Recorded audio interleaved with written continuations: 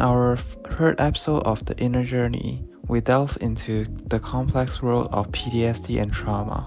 We explore how traumatic experiences can leave lasting impacts on mental health, leading to symptoms like flashbacks, emotional numbness, and hypervigilance. Our episode presents Dr. Michael A. Gordon. Dr. Gordon is a clinical psychologist based in Vancouver with over 25 years of experience in his field. He helps adults, couples, and families to improve their mental health well-being.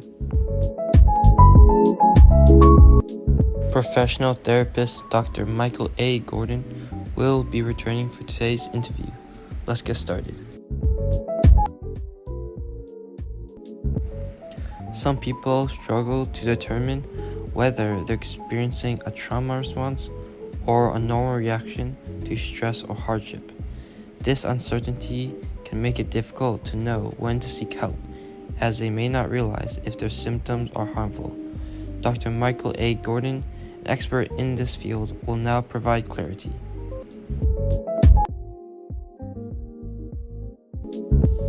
So it's a bit complicated. It's a complex question. I would say that a trauma response, again, is based on something you're perceiving or that happened in the past and triggers you on a level where you're not functioning at your highest self. And what I mean by that is if you look at the brain and, your listeners can imagine I'm holding up my hand like a fist. Okay? So my wrist that's leading up to my closed fist is your brainstem. That's the basic operation of consciousness. Am I hot? Am I cold? Am I hungry? Am I in danger, right? You go up to the middle of the palm and my fingers are curled in a fist. And what's underneath my fingers is the center of my palm. The center of your palm is what's called the limbic system. So that's the central region of your brain. It's the first check-in point. It's like a checkpoint, a military zone or something, or a border guard. And what that's doing in a very basic way is kind of predetermining whether something requires like an emergency response, right? So there's this thing that's kind of alarmed me or got my attention, but that's a cat, right? And so a cat doesn't require an emergency response.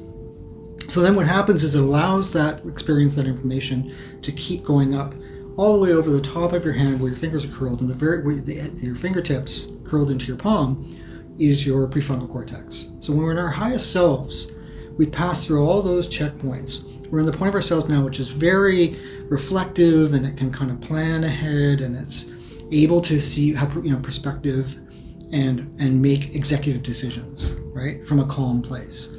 So a trauma response, this is a really good way to look at this, is when you imagine my closed hand, my fist, suddenly opening. So all my fingers are open and my palm is exposed.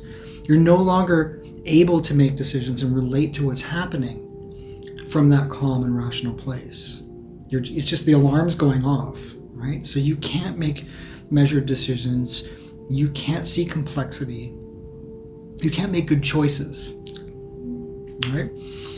Now, how that affects people doesn't necessarily have to mean they run screaming or they hide under the bed or they're hallucinating. It means that it keeps you stuck at a kind of more primitive or reactive level of dealing with things, right? And that's where you get into things like addiction or compulsive behaviors, because your body goes into this automatic mode, and maybe what it's learned to do, which is, I feel stress, I eat. I feel stress, I run away and, play video games. I feel stress, I go buy stuff online, right? And then the problem is you go, that's out of balance. Those aren't healthy behaviors. I'm spending too much money. I'm eating too much. But you can't help yourself because your body is responding kind of correctly to this distress signal, and it's just saying, I need immediate help with this. So you're kind of out of touch.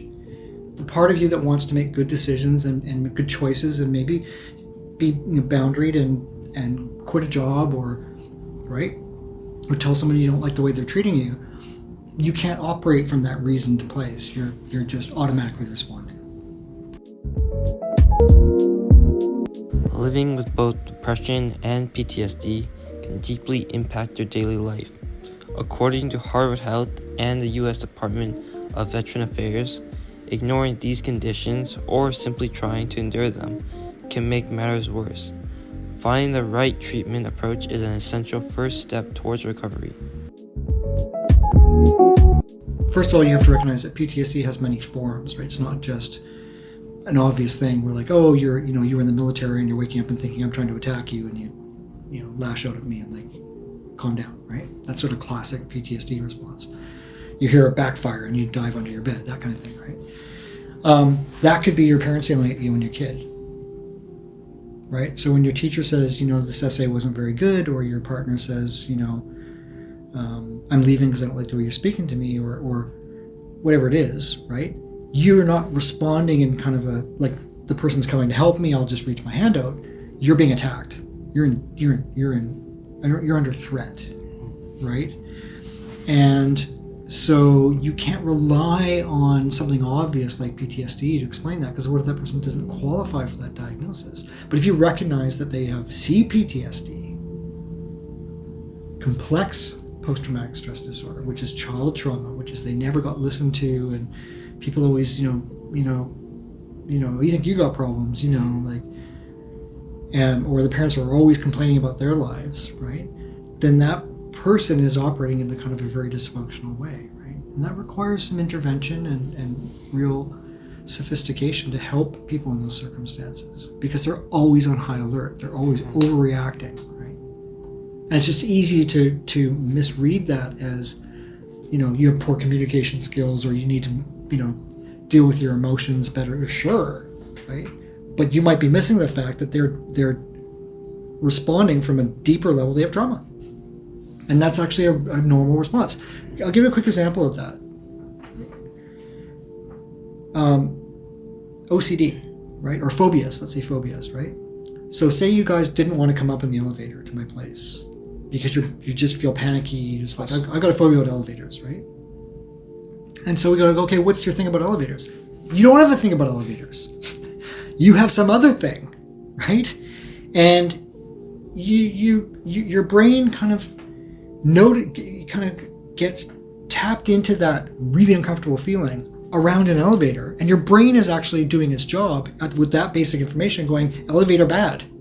Elevator is really scary bad, don't go in the elevator. So someone's trying to help you to calm down. We've all heard this, like, planes are the safest form of travel, don't worry about getting on the plane, right? It's like, that doesn't work, because the plane is not the threat, it's the feeling they have inside.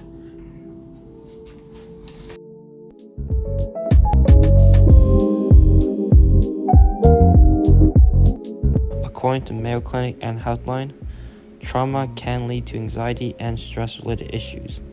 Recognizing how trauma responses may contribute to these disorders allows individuals with PTSD to take early action, helping to prevent further suffering.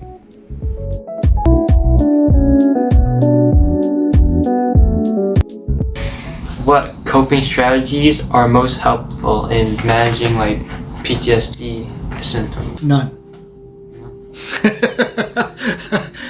Because it somehow puts the pressure on you that you should be able to cope, right? So the first thing is to get that level, recognize that you're suffering and you're not crazy, and that you're just being triggered into some unresolved experiences, right? And then you can address the coping strategy. So I always do this with people when they ask me that, because this is the, what do we do? It's the magic question everyone asks, right? Or the question they're looking for the magic bullet, right? What do we do? Our relationship's falling apart. What do we do? I smoke too much weed. What do we do? There's no magic bullet, right? And the way I explain that is, when I teach Aikido, what I'm teaching people to do is learn to calm down in order to be able to learn how to do the self-defense. Because if you just teach them the self-defense, they're going to go at it the completely wrong way, which is to kind of, be really rough and try and do a technique on somebody, right? If someone really wants to do you harm, they mean it, you better be bigger and stronger and faster than them, right? But if you're calm and you keep moving, right, and you anticipate what they're going to do, they can't get you. So that's what you have to do, is build that, and then the technique. So when people come to Aikido and they say, teach me this move, whenever I come at you like this with a weapon, or you come to punch me, that I can every time, it's like, I can't teach you that. And the analogy for that is that when there was a program where they got on TV many years ago, where they got all these people to do this course in handling firearms. It was like a police training course. So the pop-up silhouette targets, with and then sometimes there was a hostage and you have to shoot the right one and all that stuff. And at the end of this training, so they learned how to quick draw their weapon, take the safety off, only fire appropriately, blah, blah, blah. Okay, so can they pass that basic safety competency, right? And they got pretty good at it. It was a couple weeks, right? And they all kind of got a good score. And then what they told them was there's going to be a random exercise somewhere. We won't tell you where or when. And so they have this all on this documentary. And so all these people who are pretty competent, and they can, get the weapon out and holster it and, clean it and cock it. Everything you would have to be required to do as a law enforcement officer or military. Weapons, competency. And so the surprise exercise was they were all in a classroom setting, like a university seminar room, and these guys bust in with ski masks and weapons with blanks, right? And they start shooting, like a terrorist situation, a hostage taking situation, something like that, nightclub shooting, that kind of thing, a school shooting, right? Every single one of these people that passed the course failed. They panicked. They didn't get their gun out of the holster. They didn't crouch down in the right position, right? Because the skill behind the skill is staying calm and present and being able to respond, right? So strategies only work if you're in the state to employ them, right? That's my approach, is you have to kind of get the general condition under control first, right? Because part of that is that people really just, their whole way they've evolved is I'm just screwed up and I can't do anything right and I can't, I'm always depressed or I'm always anxious. How are you going to tell them, well, just try this, try meditating? It's not going to compute, right? But you got to get that kind of under control and say, sit down and just kind of notice what's going on in your mind, right? Don't judge it. Don't try and fix it. Definitely don't try and clear it away. Just notice as if you were sitting with a friend and just listening and being compassionate and non-judgmental, and you really want them to feel like it's just okay, whatever you're feeling. Try that, right? And then they go, oh, that felt really good. Like I just noticed I was really angry at something or sad and I didn't judge it. Like I got a lot of feelings, great. Or I just hated sitting there. I don't like sitting still. Okay, that's really interesting, right? But you have to be able to get to that place before you can start that practice. Yeah, because being when you panic, you can't really use the things you learned. No. Yeah. The alarm is going off, right? And this is the thing to understand about ADHD, right? Is it seems like you're failing to deal with the challenge in front of you, which is doing an essay or doing an exam, right? When the clock is ticking and there's an adjudicator, or calculating math questions, or doing a multiple choice thing or whatever it is, right? And so you're failing that. That's not what you're failing. You're feeling the pressure of that, right? Because you didn't have the experience of parents calmly helping you through what you're feeling and it's okay, and building your confidence up and try it a piece at a time and supporting you, right? So you just go into this panic that I'm failing. I'm never going to get this right? So nothing but panic will come out of panic. You can't tinker with panic. You can't tinker with depression. You can't tinker with anger, right? You've got to be able to get a perspective on it and see what's going on, right? And what are you angry about? What are you anxious about, right? Someone asking you and doing the job that maybe you didn't get when you were younger, right? So then you, in a way, are kind of relearning a skill you never got, which is to kind of be a parent to yourself, right? Then you can handle anything.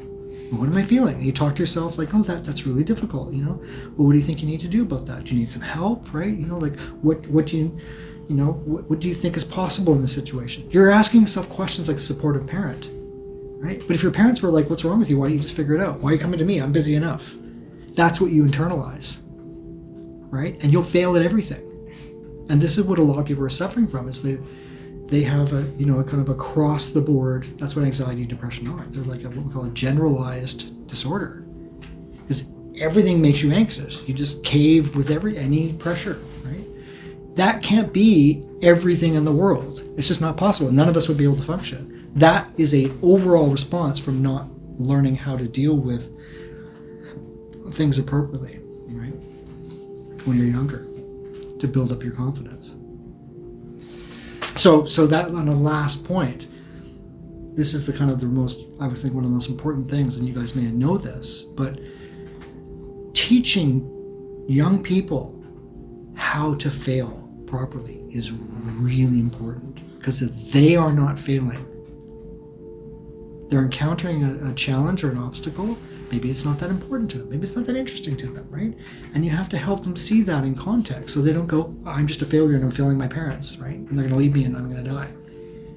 That's going to create a generalized anxiety or, right, some other response, right? So there is no failure in a sense. There's just, who are you, what's important to you, and, how do you approach learning?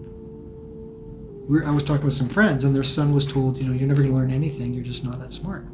How do you think that kid's going to turn out, right? I'll tell you how they turned out. They turned out to be multimillionaire. Because once they got away from that teacher who said, you can't do these things, therefore you're dumb, and they went into the thing that they were skilled at, which was trades and then running a business, they became enormously successful. Right? So it's the conditions that set the stage for how you deal with things later on in life.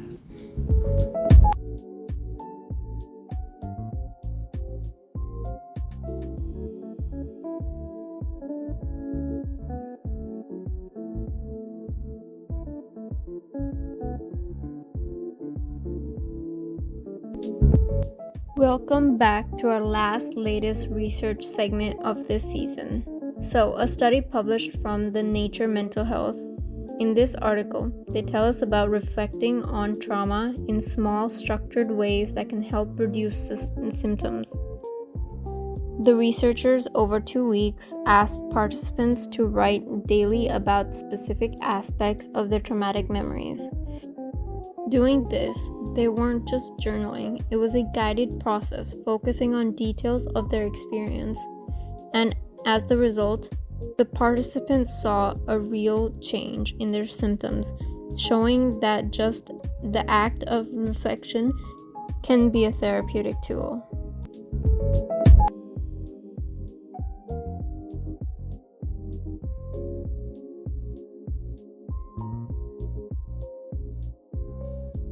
Today, for the episode about trauma and PTSD, we are diving deep into the psyche of the caped crusader himself, Batman. We're going to explore how the trauma of losing his parents shaped his entire life and how it manifests into his actions as a vigilante. Buckle up, because this is going to be a dark and fascinating ride. Likewise, this analysis can carry heavy spoilers about the character and the story the character has to experience through. But with that out of the way, today's analysis will be focusing on the coolest childhood superhero to many adults, Batman. So, let's start with the obvious. Witnessing the murder of his parents at such a young age was a cataclysmic event for Bruce Wayne.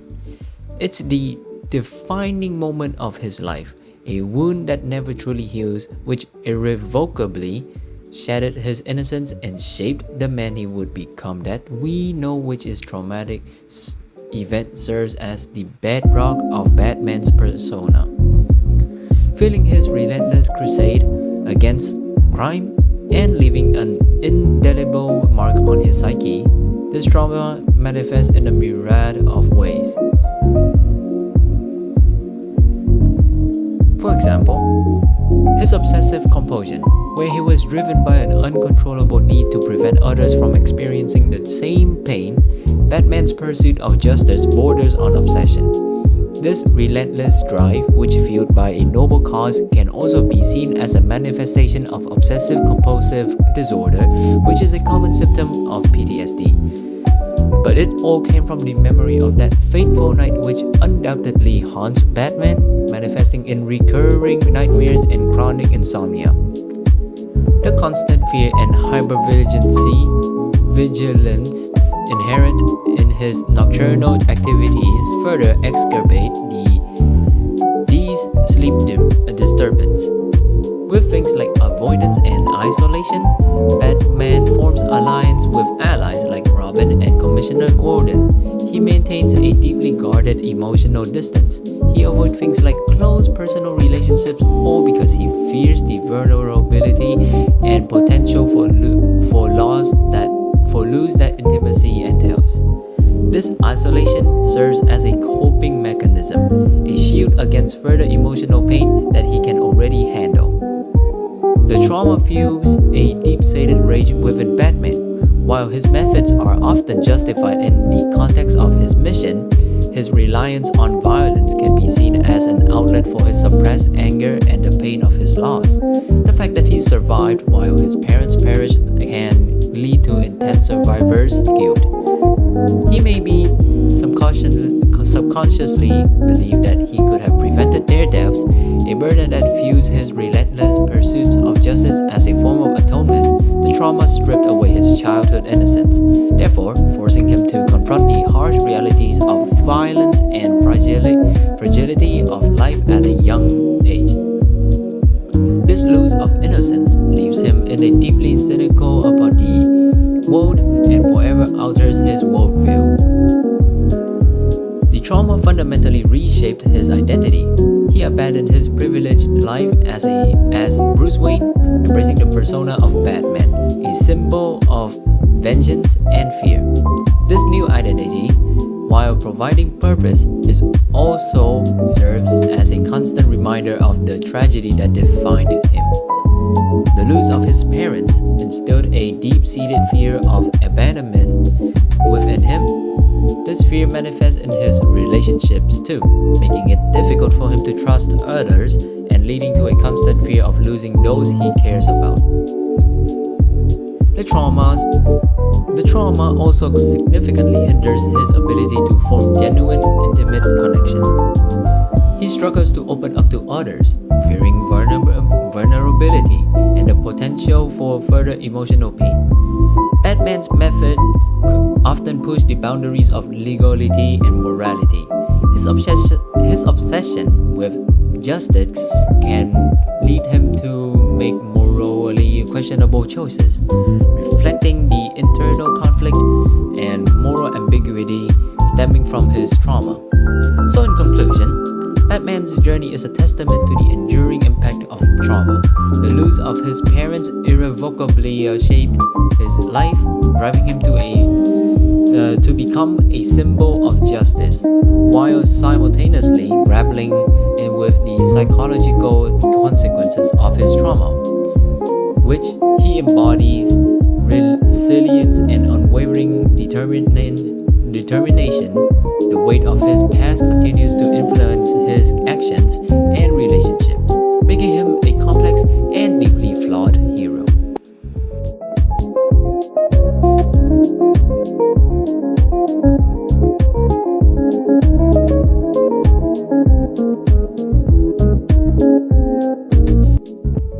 Coming right up, let's dive deeper into some stories that highlight the critical role mental health plays in our lives.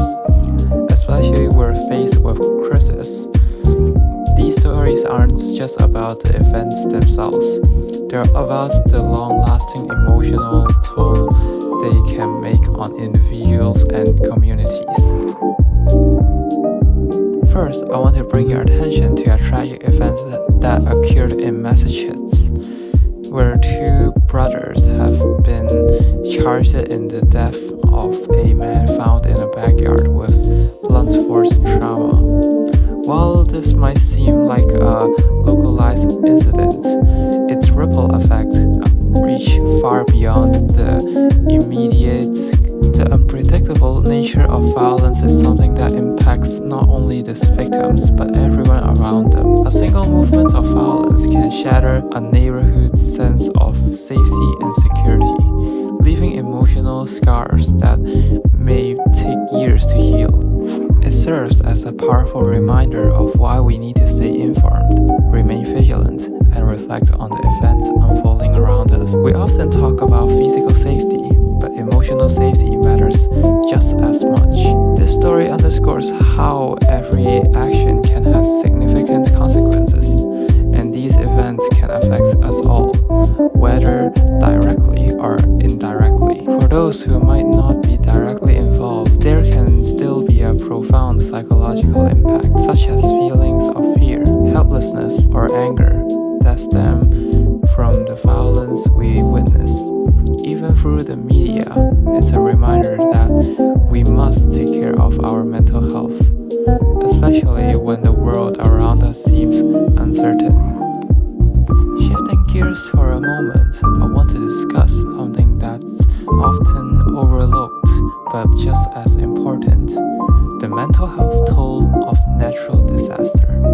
Recently, North Carolina was hit hard by severe flooding from Hurricane Helena. Recently, North Carolina, while the physical damage, homes destroyed, infrastructure torn apart, is devastating, the emotional toll can often be just as destructive.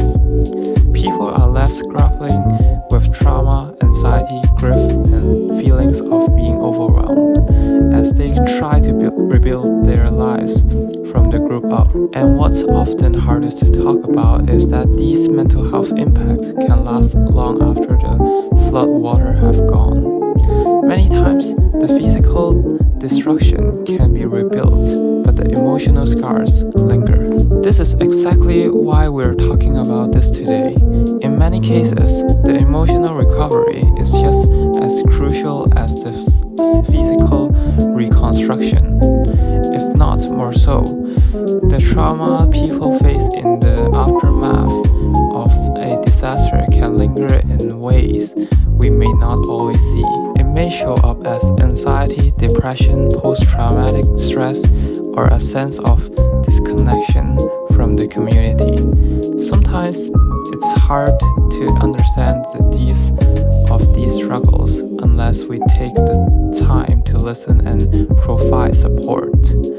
The emotional recovery from such an event can sometimes be harder to navigate than rebuilding structures, because trauma is invisible and those experiencing it might not always feel comfortable reaching out for help. We'll explore how trauma manifests in the wake of such disaster, the visual role therapy and community support play in the recovery process, and why we all need to prioritize emotional healing and dealing with crisis. Rebuilding homes and communities is incredibly important, but healing the emotional and psychological damage is just as critical to return to a sense of normalcy.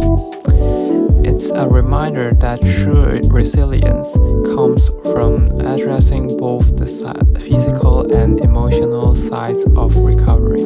Now, I want to touch on something that's been a major point of discussion recently. On January 7th, 2025, a man with PTSD, a military veteran, was tragically killed in a shootout with DC police. This incident brings to the forefront a critical issue that affects many of our veterans: the mental health challenges they face, particularly PTSD, and how it influences their interaction with law enforcement and others. For many veterans, PTSD can be an invisible wound, and when it's not properly treated, the consequences can be devastating. It doesn't just affect the individual, it can affect their families, their communities, and even those who may be involved in high-stress encounters, like law enforcement. When mental health struggles like PTSD aren't addressed effectively, they can manifest in dangerous ways, sometimes resulting in tragedies like the one in DC. This situation is a wake-up call for all of us. It reminds us of the urgent need for better mental health support for veterans, particularly those dealing with PTSD. Many veterans return home after serving, but they are not always equipped with the tools they need to cope with the emotional weight of their experience. Early intervention is a key, and we need to ensure that mental health care systems are in place to provide that support before a crisis occurs. We also need more effective training for law enforcement when it comes to handling mental health crises. Too often, we see situations where officers are ill-equipped to deal with individuals in emotional distress, and that can escalate quickly. It's crucial that we not only advocate for a better mental health care system, but also ensure that those who are directly involved in high-pressure situations are trained to manage them with understanding and compassion.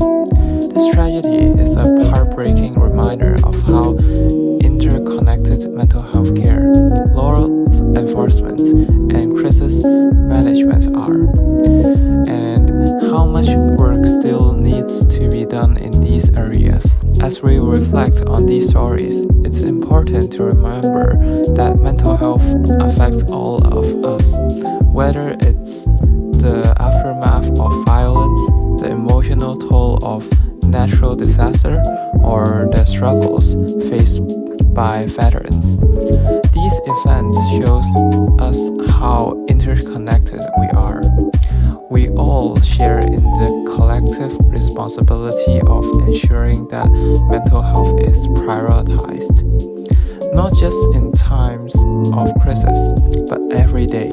We need to be mindful of the invisible scars that follows these crises and ensure that we're fostering environments where emotional healing is prioritized, whether it's offering support to a neighbor, advocating for better resources for veterans, or simply being more aware of our own emotional well-being. It's time to shift the narrative on mental health. Healing doesn't just happen in a vacuum. It happens when we support one another and recognize that emotional recovery is just as important as physical recovery.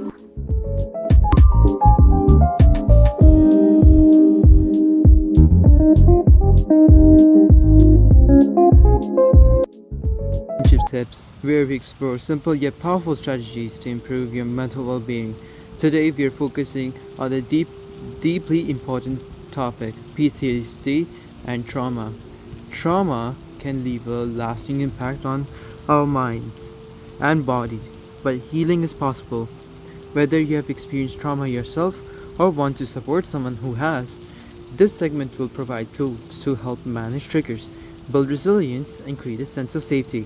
Remember, these exercises are not a substitute for therapy, but can complement professional support. Let's dive in. Exercise number 1, grounding with the safe place visualization. Trauma often makes us feel unsafe or disconnected from the present moment. A powerful way to counter this is through a safe visualization exercise, which helps create a mental refuge where you can feel calm and secure. Let's try it together. Close your eyes if you feel comfortable and take a deep breath. Imagine a place where you feel completely safe. It could be a real or imaginary, a cozy room, a quiet forest, or even a beach at sunset. Focus on the details of this place. What do you see? What do you hear? Is there a comforting smell or texture? Picture yourself in this space, feeling grounded and at ease. Whenever you feel overwhelmed by trauma-related thoughts or triggers, return to this place, safe in your mind. Over time, this practice can help you regain control during moments of distress. Exercise number 2, somatic experience. Pendulation technique. Trauma often leaves us feeling stuck in states of hyperarousal,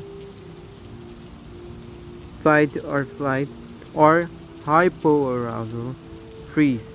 The somatic experience pendulation technique, developed by Dr. Peter Levin, helps regulate your nervous system by gently moving between states of stress and calm. Let's try it together. Notice activation. Start by scanning your body for areas of tension or discomfort. Where do you feel tightness or unease? Observe the sensations without judgment. This is your activation zone. Find your resource state. Now, shift your attention to an area in your body that feels neutral or calm. This could be the sensation of your feet on the ground, your hands resting in your lap, or even your breath. Pendulate between states. Gently move your focus back and forth between the area of tension activation and the area of calm resource state. Spend just a few seconds on each before shifting again. Observe changes. Notice how this sensation shifts over time as you move between these two states. Exercise number 3. Trauma sensitive breathing. Breathing exercises are often recommended for managing stress, but for those with PTSD or trauma, traditional deep breathing can sometimes feel overwhelming or triggering instead. Let's try a trauma sensitive breathing technique that focuses on gentle rhythm without pressure. Sit comfortably and place one hand on your chest and the other one on your stomach. Breathe in gently through your nose for 3 counts. Exhale softly through pursed lips for 4 counts.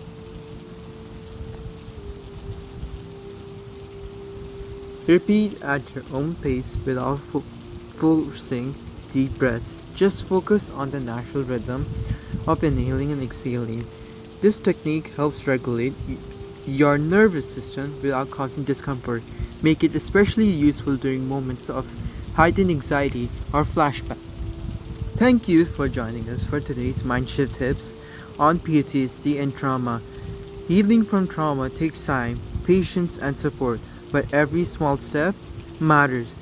These exercises are tools to help you feel more grounded and empowered as you navigate your journey. If trauma is something you are struggling with, please consider reaching out to a therapist or counselor trained in trauma-informed care. They can provide personalized guidance tailored to your needs. Take care of yourself this week. Practice kindness towards yourself and remember that healing is possible one moment at a time.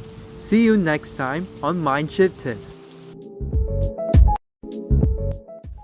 With that, our episode comes to an end. Thank you for spending your time listening to our podcast. Hopefully, you're able to learn the difficulties of living with PTSD, its lesser known symptoms, and ways to treat yourself. This is our last episode, so every listener, keep discovering your mind and self, and continue expanding your mental health knowledge. Closing credits. Script writing, Mahi, Noah, Ashton, Kevlar, and Kuru. Audio editing, Mahi, and interview guest, Michael Dr. A. Gordon.